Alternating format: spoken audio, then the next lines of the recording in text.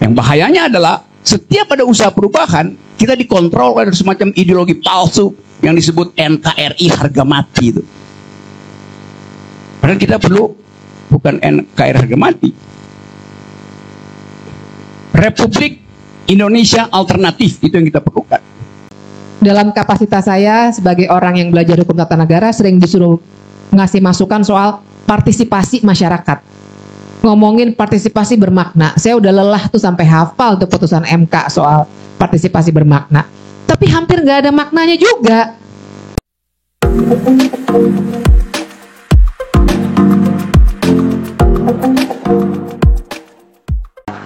Oke, terima kasih Bang Rocky. Saya sebenarnya pengen nanya itu terakhir, tapi udah ditanya duluan sama Mas Tisa. Saya takutnya Mas Widodo nanti dipanggil. Tadi Bang Rocky sudah bilang harus ada pikiran yang diganggu nih Mbak Bibip. Dengan melihat saat ini, siapa yang sebenarnya kita harus ganggu dalam perspektif bela negara? Apakah kita harus ganggu rame-rame gedor? Tapi saya percaya gedung yang kita gedor rame-rame itu kayak mereka sudah setiap tahun menganggarkan untuk ada namanya active noise cancellation. Jadi noise yang luar mahasiswa itu dianggap noise, sudah di cancel duluan sebenarnya. Nggak nyampe suara kita. Buktinya anak-anak demo ada yang tiup lilin. Nah, siapa yang kita harus ganggu dalam perspektif tata negara nih? Kayak gimana nih Pak Bibi? Siapa yang harus diganggu? Iya. Semuanya sih ya. Semuanya. Yang di luar demo, yang di dalam tiup lilin. Terus juga di sini ada aksi Kamisan Mataram juga nggak? Hah? Ada ya? Ada tapi jarang ya. Oh, malam Jumatan. Yasinan itu. Iya, kami juga Kamisan itu minggu lalu, 2 minggu lalu, minggu sebelumnya saya masih ikut kadang-kadang kalau lagi janjian sama teman-teman. Ya sama juga begitu. Mungkin pakai apa tadi? Active noise cancellation. Karena aksi Kamisan di Jakarta itu pas di depan Istana Negara. Dan yang terakhir itu kemarin karena kami waktu Kamisan barengan sebelumnya ada demo BBM juga. Jadi jalanan ditutup. Jadi saya harus menyampaikan soal kasus Munir ke situ, tapi nggak boleh sama polisi. Jadi berantem dulu sama polisi. Akhirnya bisa lah ya jalan kaki agak jauh. Yang saya mau ceritakan adalah betapa uniknya kadang-kadang situasi yang harus kita hadapi.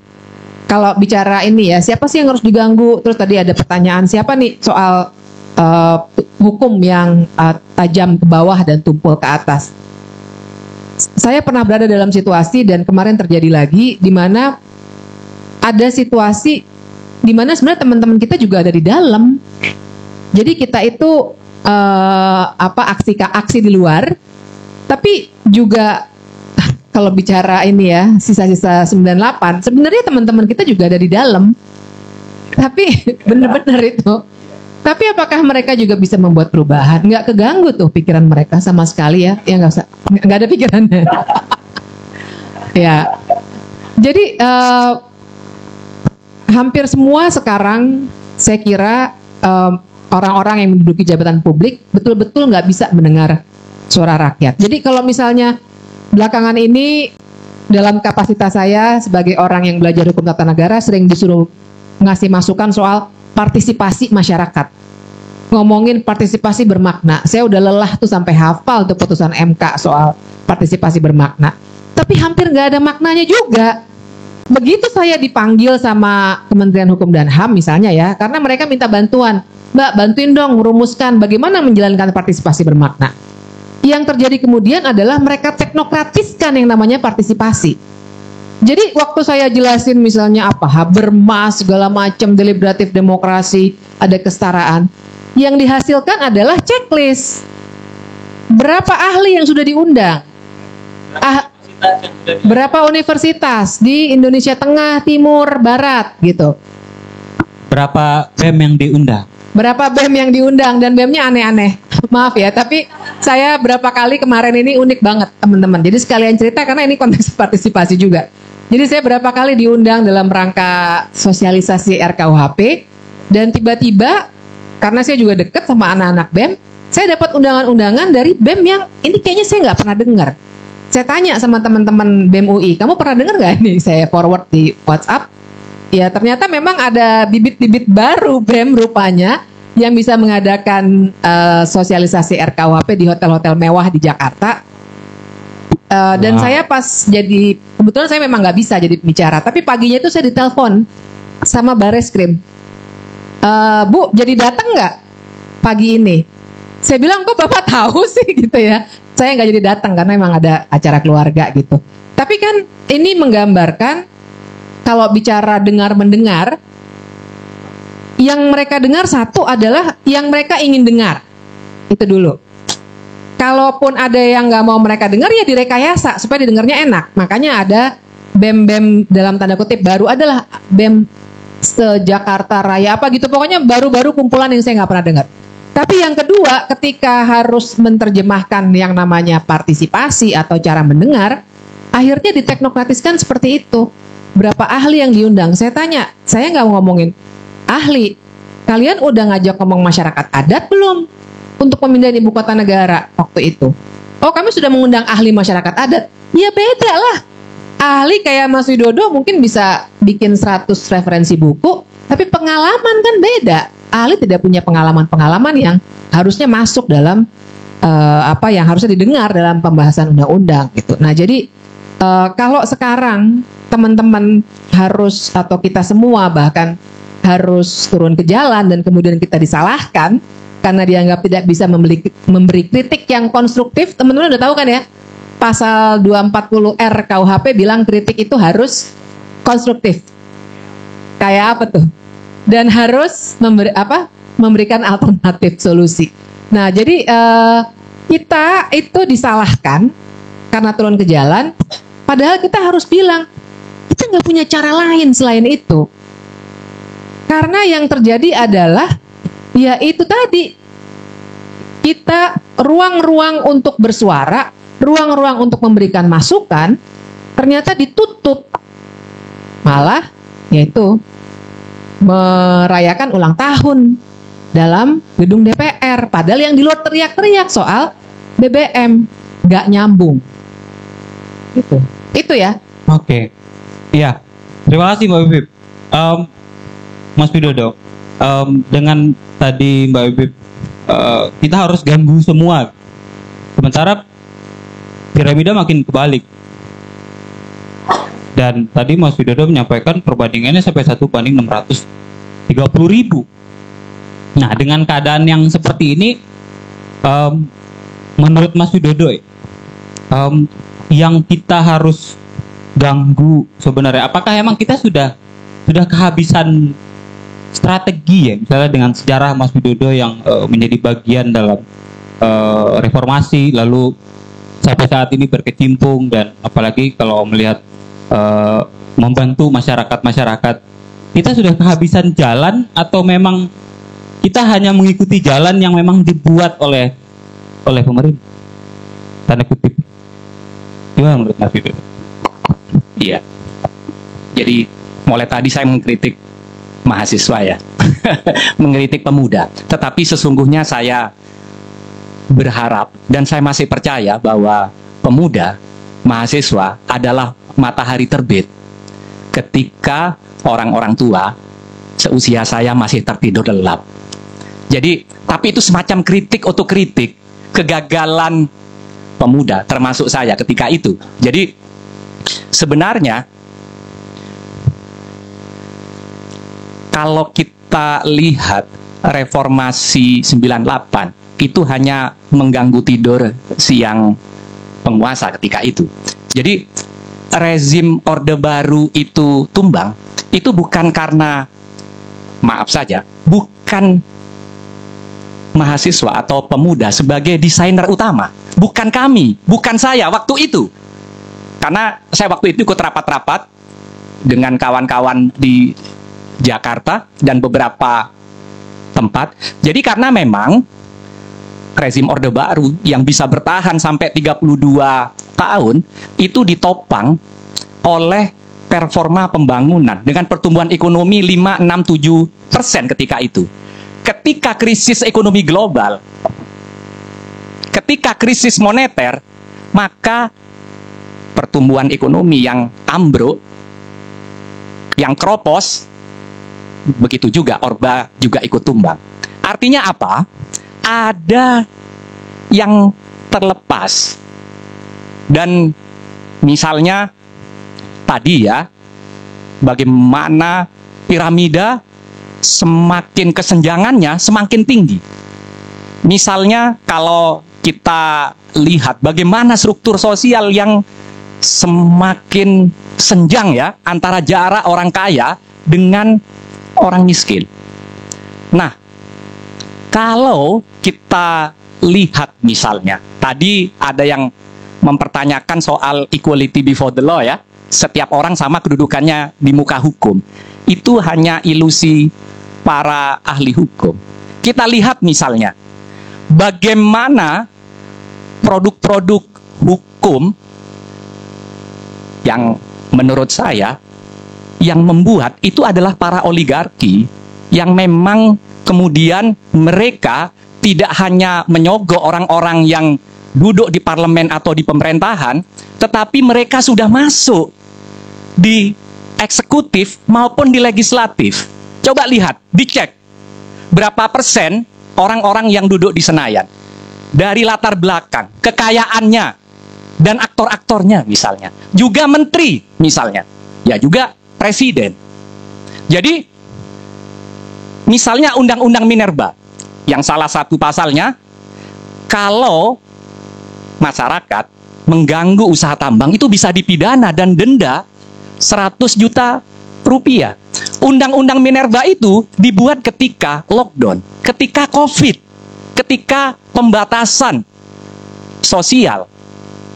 Dan kalau kita lihat 6 orang, 6 perusahaan, 6 oligarki besar menguasai 70% tambang batu bara di Indonesia. Dan tambang batu bara itu pemasok utama untuk energi di PLN. Jadi kalau nanti misalnya PLN itu naik, kita semakin jelas siapa yang harus diganggu bahwa kenaikan tarif listrik yang sebentar lagi mengikuti BPN itu bukan lahir dari ruang hampa, tetapi semua itu didesain oleh oligarki. Jadi kita sekarang menjadi jelas ini sudah bukan penumpang gelap setelah Bjorka, ini penumpang terang. Ya, makasih. Oh, terima kasih. Saya membuka peluang untuk berulangan. Perempuan silahkan, baju hitam, dan laki-laki di sebelah sini baju putih. Oke, teman-teman panitia mohon dibantu. Mohon sebutkan nama dan bertanya kepada siapa. Iya, perempuan berbaju hitam. Cek. Bismillahirrahmanirrahim. Assalamualaikum warahmatullahi wabarakatuh. Waalaikumsalam warahmatullahi wabarakatuh. Perkenalkan, nama saya Raden Ajeng Yahuniza Amada, biasa dipanggil Nesya. Saya perwakilan dari Lembaga Perlindungan Anak sekaligus advokat juga, yang pada kesempatan ini sebenarnya ingin bertanya terhadap ataupun kepada seluruh narasumber, tidak terkecuali tiga-tiganya. Jadi seperti ini, titik nol penegakan hukum dan keadilan. Kita tahu sendiri sebelum pandemi COVID-19 saja kita sudah diterjang dengan kebobrokan cara berhukum kita di Indonesia. Lebih-lebih pada saat pandemi COVID-19 melanda seluruh dunia, khususnya Indonesia, semakin menjadi-jadi kebobrokan tersebut. Misalnya saja, pada saat pandemi COVID ini kita tahu sendiri bahwa akses masyarakat kepada keadilan itu sendiri ada perburukan dalam akses tersebut.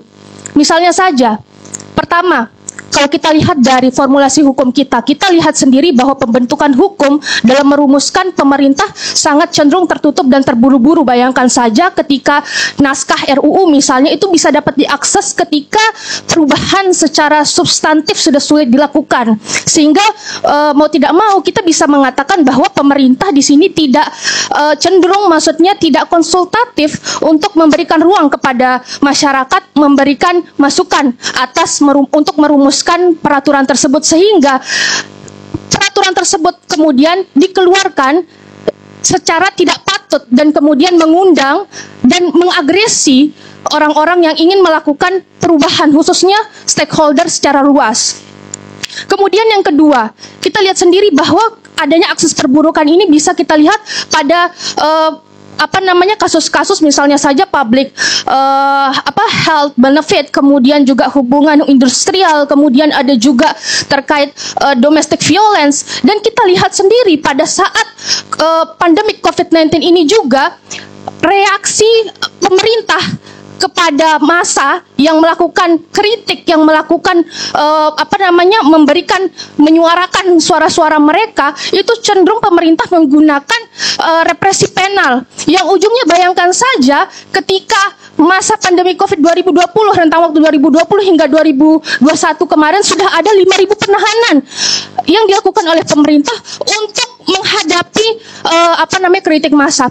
Sedikit saja saya contohkan, izin moderator, saya di sini dampak dari perburukan akses keadilan itu salah satunya adalah mengganggu, karena saya advokat yang kemudian saya punya klien yang pada saat itu dia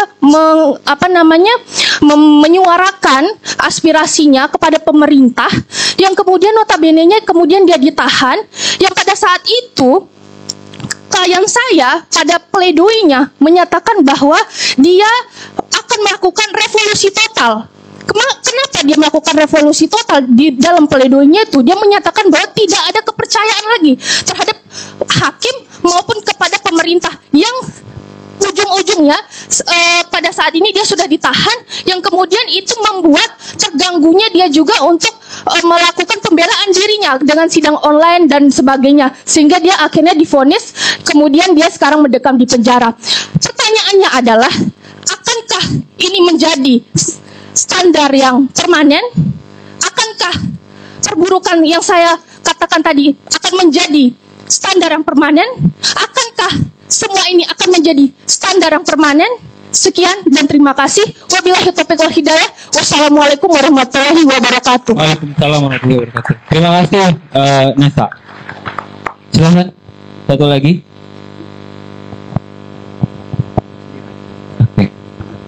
Cek.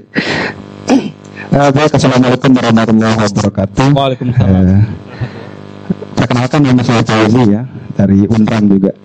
Jadi saya langsung sebutin. Jadi jawabnya saya di sini, saya benar-benar dilema dengan keadaan hukum. Kebetulan saya juga fakultas hukum. Nanya ke siapa? Cum. Oh, tiga. Jadi dilemanya di sini dari awal hingga detik ini yang saya dengarkan tidak ada sama sekali nilai positif. Negatif semua, betul lebih parah dari kata negatif sebenarnya. Jadi seolah tidak ada ruang yang kita memasuki untuk menemukan kebaikan. Jadi pertanyaan pertama begini, apakah doktrin hukum hadap hukum atau teori keadilan yang banyak di hukum itu, teori keadilan general, komunikatif, derivatif dan sebagainya. Jadi apakah itu adalah untuk diterapkan atau gimana? Atau ada formula-formula khusus yang kemudian keadilan itu bisa kita rasakan? Yang kedua begini, kalau memang begitu, bagaimana sih cara kita mereset negara ini? Kalau memang ada cara lain untuk mereset negara ini biar lebih baik, kita selesaikan diskusi ini. Kita tidak ada apa kemungkinan untuk perbaikan. Kira-kira begitu. Assalamualaikum warahmatullahi wabarakatuh. Waalaikumsalam warahmatullahi wabarakatuh. Ya, mulai dari reaksi pemerintah yang terlalu pidana dan pertanyaan terakhir sampai di-reset pemerintah. Ini kayak HP aja baru dibeli pengen di-reset. Jangan perlu diganti itu kayak yang lebih bagus. Bang Rocky, gimana nih? Mengapa terjadi? Dulu ada pertanyaan yang juga bunyinya mengapa? Why? Why do fool fall in love? Mengapa orang dungu jatuh cinta? Lihat, karena mencintai adalah hak setiap makhluk. Tetap pertanyaan, why do fool lead the country? Mengapa orang dungu memerintah? Nah, itu yang nggak masuk akal. Kan itu tadi yang berusaha diterangkan oleh Mas Widodo, bahwa hak tertinggi dari demokrasi adalah demos, dan demos itu adalah mereka yang punya penderitaan yang paling besar. Jadi representasi penderitaan di mana di dalam piramida sosial itu? Siapa yang paling menderita di dalam piramida sosial? The proletariat. Karena itu representasinya ada proletariat. Kita bisa teruskan logikanya. Di dalam statistik, setiap kebijakan pemerintah mengakibatkan kepaparan kaum miskin, dan yang paling miskin adalah perempuan. Jadi perempuan itu ada proletarnya proletariat. Kalau seorang proletar buruh disiksa oleh sistem kapitalisme di Tangerang, malam-malam dia pulang minta dipijit oleh istrinya. Istrinya salah memijit, ditempeleng istrinya. Penderitaan dari pusat kapitalisme ditransfer ke dalam keluarga dan terjadi kekerasan domestik. Jadi Anda bayangkan bagaimana kapitalisme itu memanipulasi kekerasannya supaya diselesaikan di rumah tangga. Padahal dulu dianggap bahwa rumah tangga itu adalah purinya perempuan, istana perempuan. Rumah adalah istana perempuan. Tapi kalau Anda baca statistik dunia, lebih banyak perempuan yang mati di dalam rumahnya daripada yang mati di jalan raya. Padahal dianggap perempuan nggak bisa nyupir. Jadi rumah tangga itu jadi killing field, tempat seorang pria menyiksa istrinya karena frustrasi di dalam kapitalisme kota. Itu yang terjadi. Jadi beban dari kapitalisme dirasakan paling papa oleh kaum perempuan. Nah, di situ kita cari titik nol dari penegakan hukum itu sampai nggak ke dompet mak-mak tuh, sampai di situ. Dan itu fenomena baru yang dulu perempuan dianggap, tadi Mbak advokat dengan lantang bicara, yang dulu nggak ada itu, karena dianggap perempuan itu nggak mungkin berpikir, karena itu nggak mungkin bicara. Perempuan dulu dianggap sebagai the unspeakable, yang tak mampu bersuara. Sekarang dia the unstoppable, yang nggak mampu lagi dihentikan. The power of the mak-mak.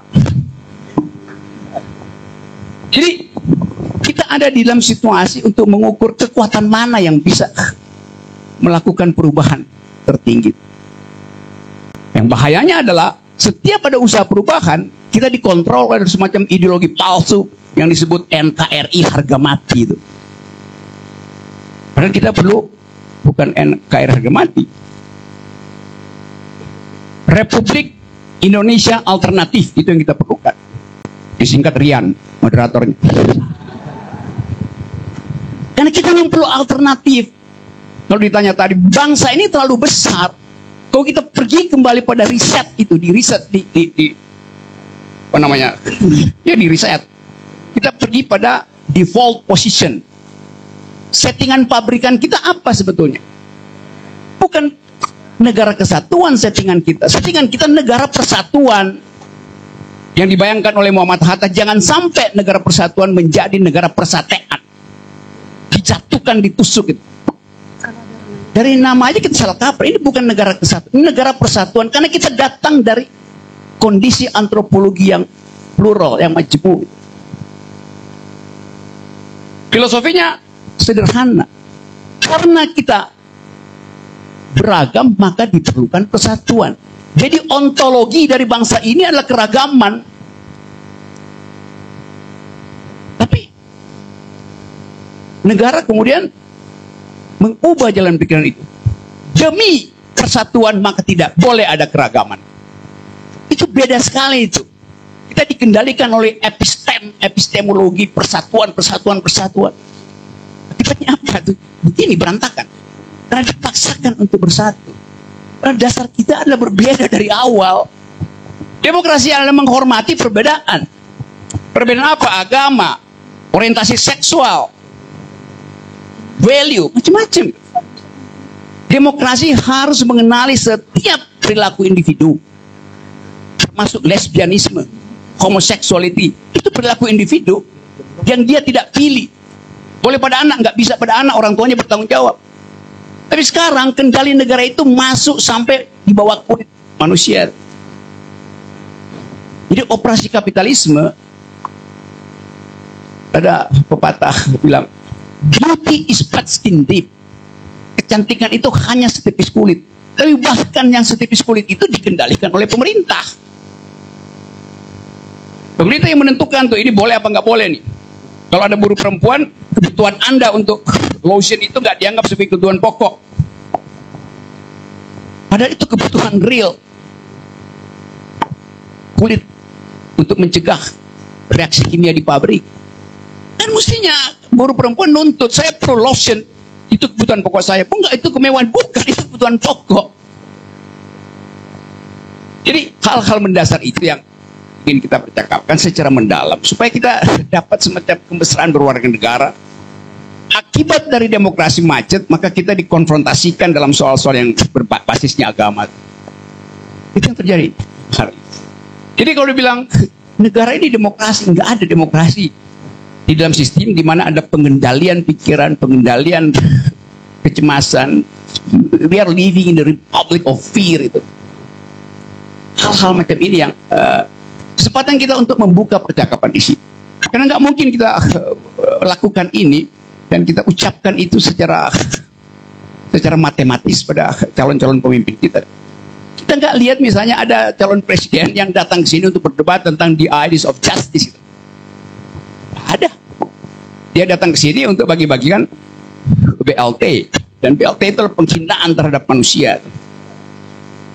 Nggak ada konstitusi kita bilang rakyat Indonesia dihidupkan oleh pemerintah melalui BLT. Dan pemerintah bilang, udah tenang kalian, kami beri BLT.